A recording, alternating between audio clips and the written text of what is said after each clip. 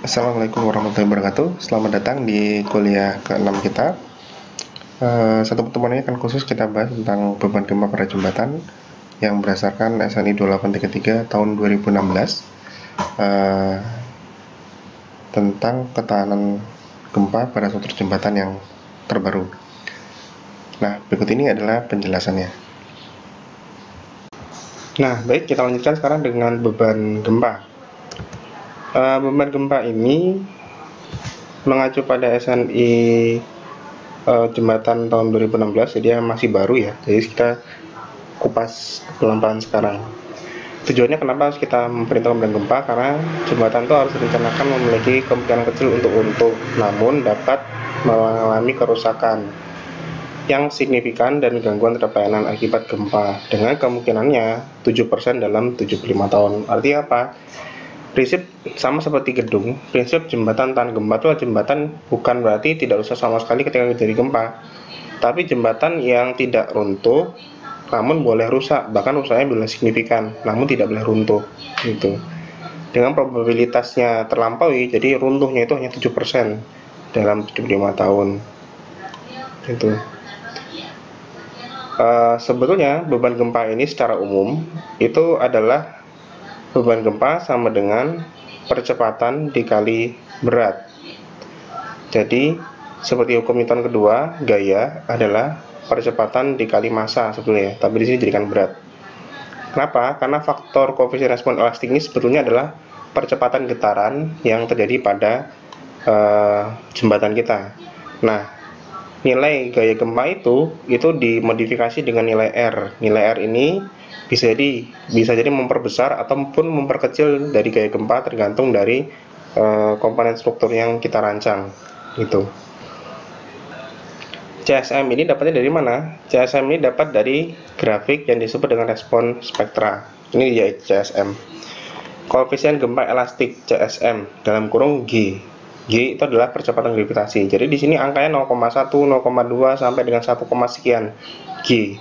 Artinya adalah percepatannya itu sekian kali gravitasi bumi gitu. Itulah kenapa tadi rumusnya menggunakan CSM dikali berat, karena dia sudah menggunakan faktor berapa kali gravitasi bumi gitu. Nah, apa itu respon spektrum? Respon spektra adalah nilai dari menggambarkan respon maksimum dari sebuah sistem derajat kebebasan tunggal dengan berbagai frekuensi alami yang teredam akibat suatu goyangan tanah gitu. Dalam bahasa saya sederhana, respon spektral itu adalah getaran-getaran maksimum dari sebuah benda. Jadi dengan derajat kebebasan tunggal itu artinya adalah sebuah benda yang bergerak ke satu arah. Jadi hanya misalkan gerakannya kiri kanan saja. Jadi ya, dengan berbagai frekuensi atau periode. Coba kita lihat. Di sini itu adalah percepatan getaran, ini adalah periode getaran. Jadi sebelum lebih lanjut saya ingin jelaskan dulu. Sesungguhnya namanya beban gempa itu adalah bukan beban gaya sebetulnya ya. Jadi ini adalah pendekatan. Gaya itu sebenarnya pendekatan, tapi sebetulnya beban gempa itu adalah beban getaran. Jadi getaran gempa. Nah, dalam sebuah getaran itu kalau yang sudah kita tahu, getaran kan punya frekuensi, yaitu jumlah getaran dalam 1 detik. Di sisi lain punya periode, yaitu waktu yang dibutuhkan untuk bergetar 1 kali getaran gitu ya. Jadi frekuensi sama dengan 1 dibagi periode gitu, dan sebaliknya, maka periode adalah 1 dibagi frekuensi. Jadi periode ini adalah periode getaran alami dari tanah atau bangunannya, sedangkan ini adalah percepatan dari getarannya. Memang betul yang kita ketahui selama ini adalah getaran itu punya amplitudo kan, tapi selain amplitudo dari simpangannya, getaran juga memiliki kecepatan getaran. Selain punya kecepatan, ternyata di dalamnya lagi ada namanya percepatan getaran. Jadi perubahan kecepatan dari getaran itu. Nah, si percepatan inilah yang menyebabkan gaya pada bangunan struktur gitu. Memang kalau dibayangkan agak sulit ya, bentuk fisik dari percepatan itu apa, agak sulit dibayangkan. Cuman nanti akan saya tunjukkan salah satu bentuk dari mana respon spektral ini berasal. Nah, agar kalian punya gambaran apa itu grafik respon spektrum, di sini saya sudah menemukan sebuah percobaan. Jadi percobaan, coba kita lihat. Nah, ini dia.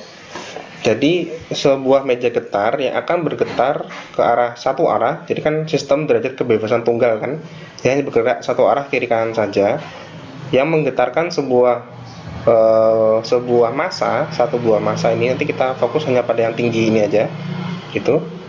Dari mulai getaran pelan sampai getaran yang paling cepat, gitu. Dari mulai getaran yang pelan sampai getaran yang paling cepat, gitu. Nah, nanti kita lihat respon si massa ini akan seperti apa. Apakah dia ngikut terus dengan getaran tanahnya atau akan seperti apa, gitu. Nah, sebelumnya mari kita lihat di sini. Kalau sebuah getaran itu getarannya pelan, maka periodenya makin besar atau makin kecil. Kalau sebuah getaran makin pelan, maka waktu yang dibutuhkan untuk melakukan satu kali getaran itu makin besar. Artinya, karena meja ini bergerak dari pelan sampai kencang, artinya grafik kita berjalan dari sebelah kanan, dari periode yang besar, T yang besar menuju ke T yang kecil, karena dia bergerak dari pelan sampai dengan T-nya makin kecil karena getarannya makin cepat, gitu. Nah, ini adalah periode getaran si penjak getarnya. Sedangkan ini adalah percepatan dari massa yang bergetar di atasnya. Apakah betul bentuknya akan seperti ini? Coba kita lihat.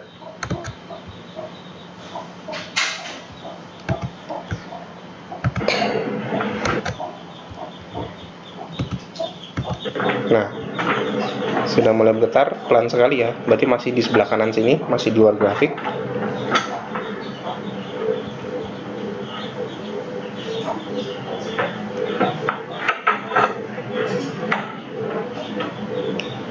Masih pelan, masih di sini. Iya. Mulai sedikit lebih cepat. Nah, ini kelihatan lebih cepat. Nah, sudah masuk grafik. Kita lihat benda sebelah kanan sudah mulai ikut bergetar, maka sudah ada percepatannya. Masih di sini percepatannya. Ini kan sudah mulai bergetar kan ini. Berarti sudah ada percepatan getaran pada massanya.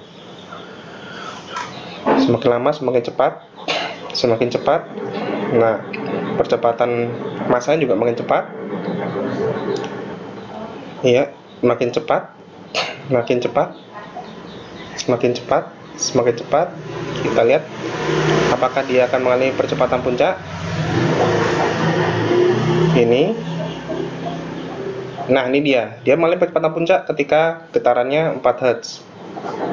Lihat betapa hebatnya massa itu bergetar, gitu. Dan bertahan gitu terus. Jadi makin cepat getaran tanah di bawahnya, dia tertahan di percepatan puncak. Tapi apakah kemudian dia turun? Artinya, kalau turun artinya bendanya akan berhenti, walaupun tanahnya bergetar lebih kencang. Iya, benar. Lihat, turun sampai ke sini.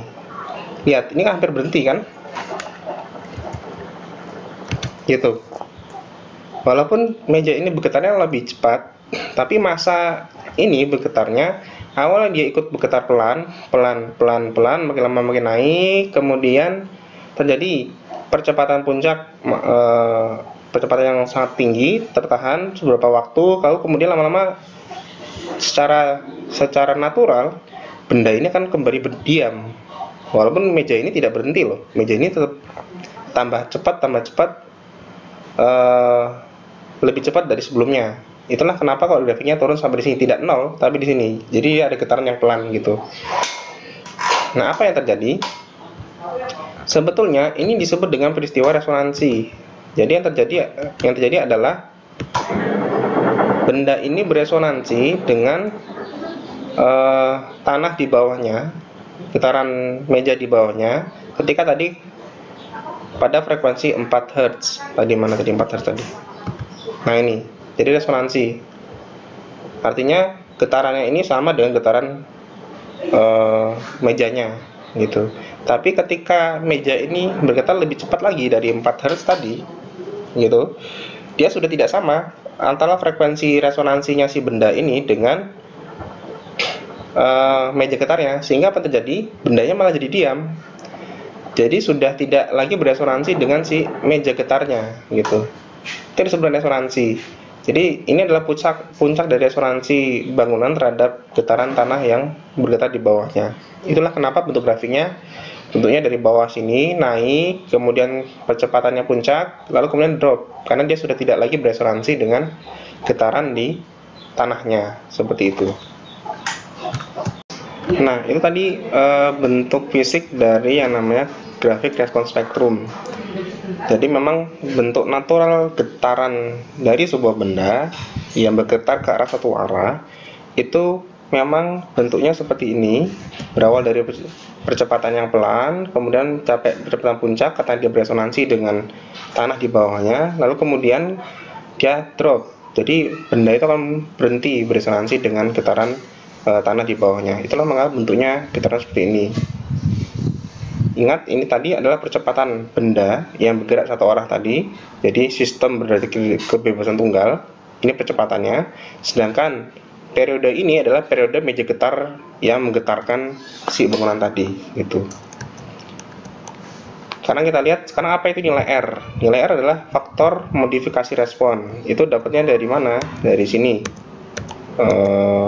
Nah ini. Jadi ini ditetapkan oleh SNI tergantung dari komponen apa yang dirancang.